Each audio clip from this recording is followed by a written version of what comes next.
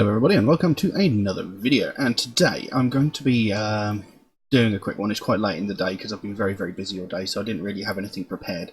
So I'm going to be looking at a band and a song that I am very familiar with. I haven't listened to them in quite a long time actually, and this is all because when I listened to Strapping Young Lad the other day, some parts of the song actually reminded me a little bit of this band, and this was a band that I was very fond of back when it came out, and it's a band called Pist.On. Pist.On. Although at one point they were forced to change their name to Piston because the record label didn't think it was very nice. Anyway, a little bit of information about the band.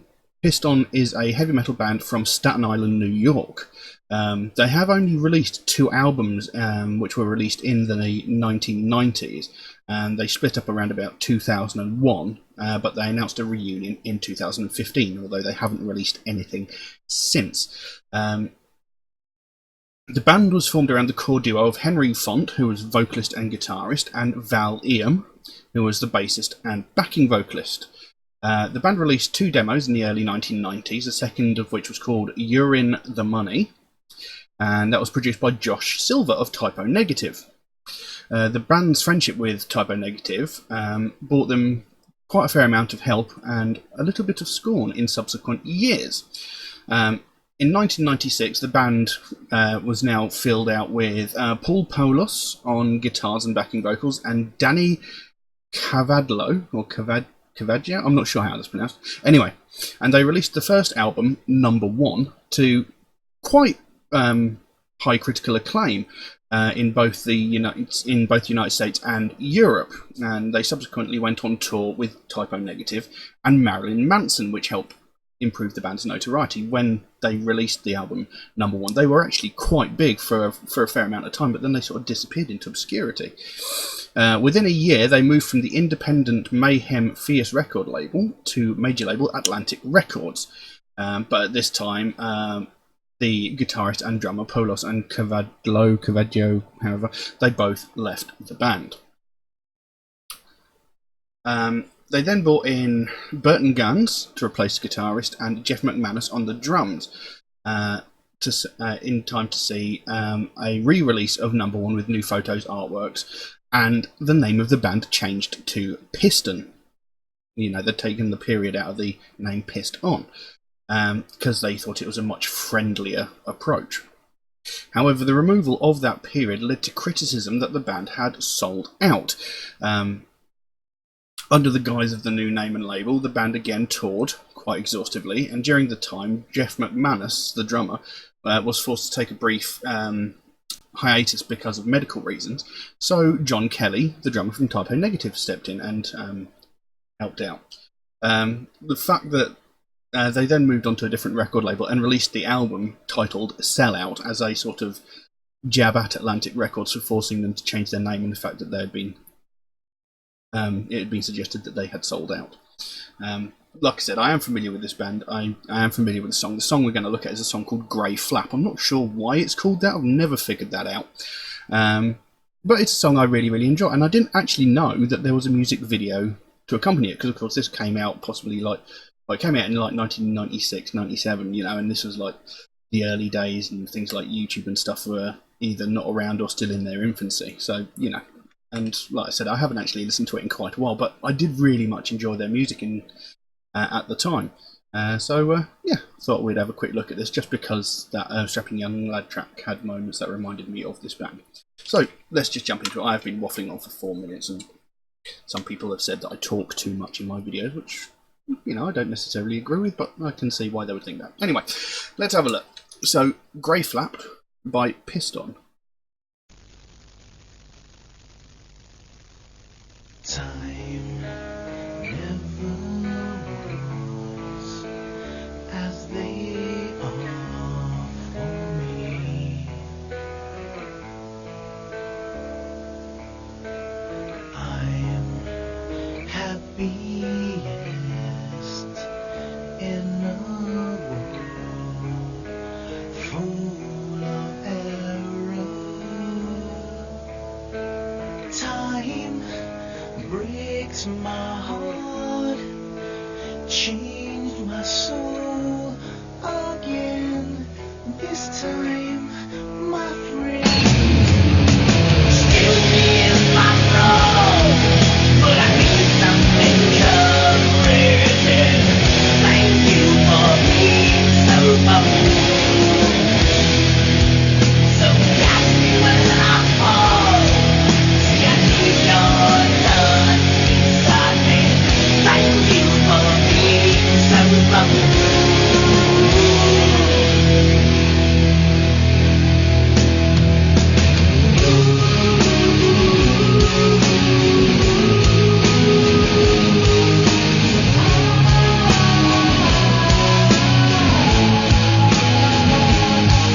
And on with your love, that's my fault, I see. And safe in your world, full of time, full of pressure. Time breaks my heart, changes my soul again. This time, my friend. Excuse me if I'm wrong, but I need something encouraging. Thank you for being so bold. So catch me when I fall. See, I need your touch beside me. Thank you for being so bold. I'm going to pause that there for a minute. God, this brings back some memories, makes me feel all nostalgic back for the mid-90s, back in the day when I was about 16, 17 years old. Oh, God, that's so long ago now. Now, as I said, I've never seen a video before. The sound quality on it's possibly not the best, but then, you know, it's quite an old video. I've always loved this song. It's always been a fantastic track. But I've known the lyrics to it, but I've never really thought about it. And seeing the video, it kind of suggests talking about maybe mental health or, you know, something like that, because they seem to be talking to a psychiatrist or something like that. And in a way, I can see where that's coming from. Now the lyrics go, "Time never was as they are for me. I'm happiest in a world full of error. Time breaks my heart, changed my soul, again, this time, my friend." And then it goes into that fairly sort of heavy chorus that goes, "Excuse me if I'm wrong, but I need some encouraging. Thank you for being so bold. So catch me when I fall. See, I need your touch beside me. Thank you for being so bold." So it sounds like he's possibly disassociated, you know, he's having trouble dealing with life in the world, you know, time doesn't seem to work the same way for him, you know, as everybody else. I mean, just with the opening line, "Time never was as they are for me." I mean, the sentence itself doesn't sound like it makes any sense, but it sounds like, you know, time doesn't seem to work the same for me as it does for everybody else, you know, my brain sort of works in a different way. And then in that chorus, it's, "Excuse me if I'm wrong, but I need some encouraging." You know, there's a chance that I'm wrong, but, you know, can you help me? Can you support me through this? Give me some encouragement to let me know that I'm actually going to be okay, or that I am all right. So catch me when I fall. See, I need your touch beside me. You know, so it's like, you know, if I have struggled, can you be there to support me? I need your help. So, you know, then carried on, "And armed with your look, that's my fault I see. And safe in your world, full of time, full of pressure.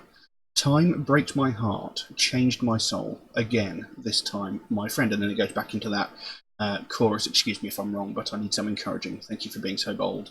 So catch me when I fall. See, I need your touch beside me. Thank you for being so bold." So, you know, given the video and some of the phrasing in the song, it seems like they're talking about mental health, or, you know, possibly, you know, just struggling to deal with life on a daily basis, possibly.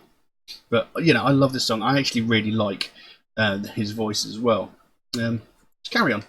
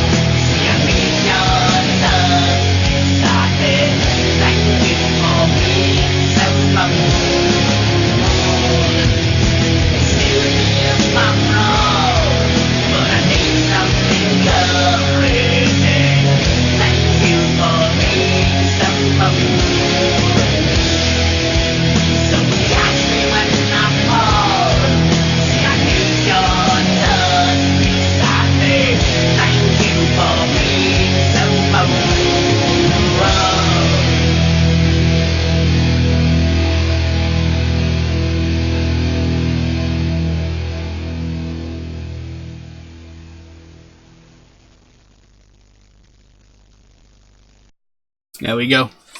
Grey Flap by Pist.On.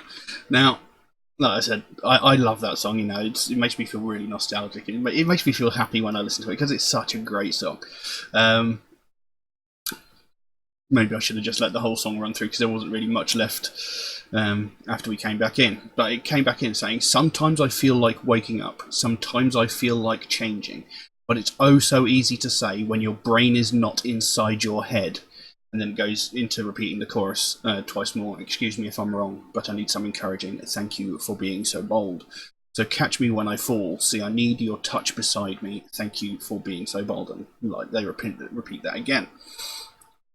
Now, the first album, number one, it was a great album. I think it had 11 tracks on it, and they actually had a cover version of the Smiths, I think it was, "Shoplifters of the World Unite," which was they did a great version of that song. See, I'm not a big fan of Morrissey or the Smiths, I'll be honest, but that version that they did was actually very, very good. I really enjoyed it. The whole album really is very, very good. You know, they maintain that great sound that they've got there throughout the entire album. However, the second album, Sell Out, or was it Sell Out or Sold Out? I think it's Sell Out. They changed the vocal style slightly. It was a lot softer. There wasn't quite that grit to his voice as there was when he was singing the chorus there. But it was still a pretty decent album. And, you know, when they sort of disappeared, because like I said, when this album came out, they actually were fairly big and fairly well known at the time. You know, they were all over the place when this album came out. You know, and I thought they were going to be one of those bands that really sort of went quite far, but they just sort of disappeared into obscurity, unfortunately. But, you know, they've apparently they've reunited back in 2015, so whether they'll release anything again, I don't know. But I'd like to hope so. I'd like to hear some new stuff from them because I've always really enjoyed their music. Although, as I said earlier, I've not actually listened to them quite a while, but I think I'm going to have to give the albums another whirl at some point because, you know, there's just something about the way this song is performed. It actually, in a way, it makes me happy. You know, I really enjoy listening to this music. And even though, you know, having actually looked at the lyrics now with the video, it seems that the song is in itself about mental health and struggling with, like, maybe depression or disassociation. I mean, there was that couple of lines there. "Sometimes I feel like waking up. Sometimes I feel like changing. But it's oh so easy to say when your brain is not inside your head." So he sort of feels like he's disassociated from himself, maybe, with that line, "when your brain is not inside your head." You know, it's easy to say these things. But, you know, he knows that there's a problem. He wants to change the problem, but he doesn't know how to go about it because he feels so disassociated from himself and the world around him. You know, it's a great song. I've always loved this track. I think this was possibly their most famous track off the album, and it's the only one, as far as I'm aware, that actually has a music video. But yeah, absolutely love this band. Love this track. I'd love it if they released some new stuff. But I can't really say much else about them about the track, since it's obvious that I really, really like this track, and, you know, I'll just be sitting there praising them to high hell pointlessly for hours on end. But yeah, I'll leave that as it is. Like I said, it was a very impromptu video because I was very, very busy today and didn't have anything prepared, really. So yeah, we'll leave that as it is. If anybody would like to suggest a track for me to react to, then please do so by all means. You can drop a comment in the comment section below or message me on my Facebook or my Instagram. You could also message me through my Patreon, where you could also help to support this channel. I did also recently add a new tier into my Patreon, where for a small price you can have your suggestion jumped to the front of the queue. You are limited to that only once a month. In fairness to anybody else who might suggest tracks as well, because, you know, you could easily just bombard me with tracks and have them all done at the same time, which is a bit unfair to anybody else who suggests tracks. And also, if more than one person does this, they will be done in order that they are received. Or if you do suggest a track through normal means, though, do be aware that it might take me a while to get around to it, because I get suggested so many tracks every single day. My list grows bigger and bigger by the day, and, you know, I can't keep up. You know, I can't record the videos as fast as I'm getting suggestions. But I do write down, like, every suggestion I get, so it will get done eventually. It might just take me a while to get there. Also, Metalhead Reacts is a proud supporter of the Sophie Lancaster Foundation, British-based charity whose main goal is to put an end to hate crimes, mainly those aimed at people of the alternative culture. And it's something that I believe in very, very strongly. Because it's something I've had to go through myself, something many of my friends have had to go through. I know some of you have probably been through it as well. You know, people are getting violently attacked, beaten, hospitalised even, just purely because they listen to alternative music. No other reason than that. And it's so absurd that this sort of thing goes on.